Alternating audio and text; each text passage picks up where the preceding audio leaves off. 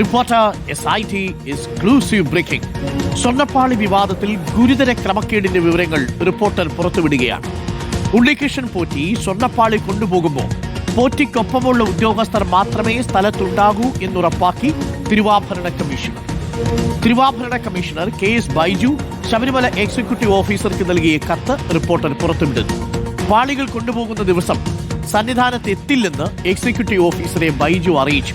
കമ്മീഷണറുടെ അഭാവത്തിൽ ചുമതല വഹിക്കേണ്ട സൂപ്രണ്ടിന് പകരം ചുമതല നൽകിയതുമില്ല. റഹീസ് റഷീദുണ്ട് കൂടുതൽ വിവരങ്ങളുമായി. റഹീസ് റഷീദ്, അതായത് ജൂലൈ മാസം 20-ാം തീയതി 2019 ഈ ഉണ്ണികൃഷ്ണൻ പോറ്റിയുടെ കയ്യിലേക്ക് സ്വർണം പാകിയ ചെമ്പുപാളികൾ കൊടുത്തുവിടുമ്പോൾ തന്റെ സാന്നിധ്യം അവിടെ ഉറപ്പുവരുത്തിയിട്ടില്ല. തന്റെ അഭാവത്തിൽ അവിടെ ചുമതല വഹിക്കേണ്ട സൂപ്രണ്ടിന് ചുമതല ഏൽപ്പിച്ചതുമില്ല. ചുരുക്കത്തിൽ ഉണ്ണികൃഷ്ണൻ പോറ്റി അനുകൂലിക്കുന്ന ആരോപണ വിധേയരായ ഉദ്യോഗസ്ഥരുടെ സാന്നിധ്യത്തിൽ മാത്രമേ ആ പാളികൾ അവിടെ നിന്ന് മാറ്റാൻ ഉള്ള ഇടയാക്കിയിട്ടുള്ളൂ എന്നാണ് നമ്മൾ മനസ്സിലാക്കിയിരിക്കുന്നത്. എന്ന് വെച്ചാൽ ഉണ്ണികൃഷ്ണൻ പോറ്റിക്കൊപ്പം നിൽക്കുന്നവരുടെ മാത്രം സാന്നിധ്യമേ അന്നവിടെ ഉണ്ടായിരുന്നുള്ളൂ. ഇത് കരുതിക്കൂട്ടിയുള്ള ഒരു നീക്കം എന്ന് വ്യാഖ്യാനിക്കാൻ കഴിയുമോ റഹീസ്?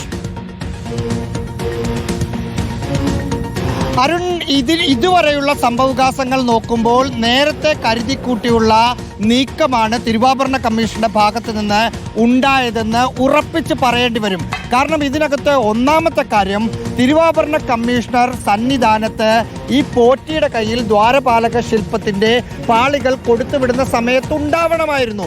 അവിടെ ഉണ്ടാവേണ്ട ഒന്നാമത്തെ ആൾ തിരുവാഭരണ കമ്മീഷണറാണ്. തിരുവാഭരണ കമ്മീഷണർ അവിടെ ഉണ്ടായിരുന്നെങ്കിൽ സ്വർണം അതിൽ എത്രയുണ്ടായിരുന്നു, അതിൻ്റെ അളവെത്ര, തൂക്കം എത്ര എന്നത് കൃത്യമായി രേഖപ്പെടുത്തേണ്ടി വരുമായിരുന്നു.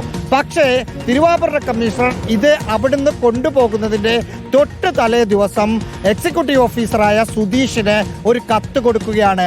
നാളെ ഞാൻ സന്നിധാനത്ത് എത്തില്ല. അതിന് കാരണം പറയുന്നത് ഔദ്യോഗിക കാരണമാണ്. അതായത് 17-ാം തീയതി കത്ത് കൊടുക്കുന്നു, 22-ാം തീയതി ഹൈക്കോടതിയിൽ ഒരു റിപ്പോർട്ട് സമർപ്പിക്കേണ്ടതുണ്ട്. ആറന്മുളയിലെ സ്ട്രോങ് റൂമിൽ ചില പരിശോധനകൾ നടക്കുകയാണ്. അതുകൊണ്ട് എത്താൻ പറ്റില്ല. ആറന്മുള പമ്പ എന്നൊക്കെ പറയുമ്പോൾ അറിയാവുന്ന ആളുകൾക്കറിയാം, അത്ര വലിയ ദൂരമുള്ള സ്ഥലമേ അല്ല. പക്ഷേ അവിടെ ഉണ്ടാവേണ്ട ഏറ്റവും പ്രധാനപ്പെട്ട ഉദ്യോഗസ്ഥൻ ഉണ്ടാകില്ല എന്ന് കാണിച്ച് കത്ത് കൊടുക്കുന്നു. അതല്ലെങ്കിൽ അദ്ദേഹം തിരുവാഭരണ കമ്മീഷണർക്ക് ഇനി അവിടെ എത്താൻ അസൗകര്യമുണ്ടെങ്കിൽ നടപടിക്രമം അനുസരിച്ച് ചെയ്യേണ്ടത് ഡെപ്യൂട്ടി കമ്മീഷണർ റാങ്കിലുള്ള സൂപ്രണ്ട് എന്ന പദവിയിലുള്ള ഒരാൾ തിരുവാഭരണ കമ്മീഷണറുടെ ഓഫീസിലുണ്ട്. ആ സൂപ്രണ്ടാണ് തിരുവാഭരണ കമ്മീഷണറുടെ അഭാവത്തിൽ ഈ ജോലികൾ ചെയ്യേണ്ടത്. പക്ഷേ സൂപ്രണ്ടിനെ അതിലേക്ക് നിയോഗിച്ചില്ല. നമ്മൾ പുറത്തുവിടുന്ന കത്തിൽ കൃത്യമായി അന്നത്തെ തിരുവാഭരണ കമ്മീഷണറായ KS ബൈജു ചുമതലപ്പെടുത്തുന്നത് ഒന്ന് അവിടുത്തെ ഇപ്പോൾ നമ്മൾ ആരോപണ വിധേയനായ എക്സിക്യൂട്ടീവ് ഓഫീസറായ സുധീഷിനെയാണ്. മറ്റൊന്ന് ആരോപണ വിധേയനായ അസിസ്റ്റന്റ് എഞ്ചിനീയറായ പൊതുമരാമത്തിന്റെ സുനിൽകുമാറിനെയാണ്. ഒപ്പം എഞ്ചിനീയറിനെയും ചുമതലപ്പെടുത്തുന്നുണ്ട്. അതല്ലാതെയുള്ളത് തന്ത്രിയാണ്. തന്ത്രി സ്വാഭാവികമായും ഇതുമായി ബന്ധപ്പെട്ട ആചാരപരമായ കാര്യങ്ങൾ നോക്കാൻ നിൽക്കുന്ന ആളാണ്. അതായത് പോറ്റി അവിടെ നിന്ന് ദ്വാരപാലക ശില്പത്തിന്റെ പാളികൾ കൊണ്ടുപോകുന്ന സമയത്ത് കണക്കുണ്ടാവരുത് എന്ന് കൃത്യമായി ഉറപ്പിച്ചിട്ടുള്ള നീക്കമാണ്. ഇതൊന്നുമല്ലെങ്കിൽ സ്മിത്താണ് ഇത് മുഴുവൻ രേഖപ്പെടുത്തേണ്ടത്. സ്മിത്തിന്റെ സാന്നിധ്യം ഉറപ്പിക്കണം എന്നും പറയാതെ പോറ്റിക്കൊപ്പം നിൽക്കുന്ന ഉദ്യോഗസ്ഥരെ മാത്രം ഒപ്പം നിർത്തി അതവിടെ നിന്ന് കടത്തിക്കൊണ്ടു പോവുകയായിരുന്നു. അതിന്റെ പ്രധാനപ്പെട്ട രേഖയാണ് ഇപ്പോൾ പുറത്തുവിടുന്നത്. വളരെ പ്രധാനപ്പെട്ട മറ്റൊരു വിവരം കൂടി റിപ്പോർട്ടർ പ്രേക്ഷകരിലേക്ക് എത്തിക്കുകയാണ്. Reporter breaking number 11.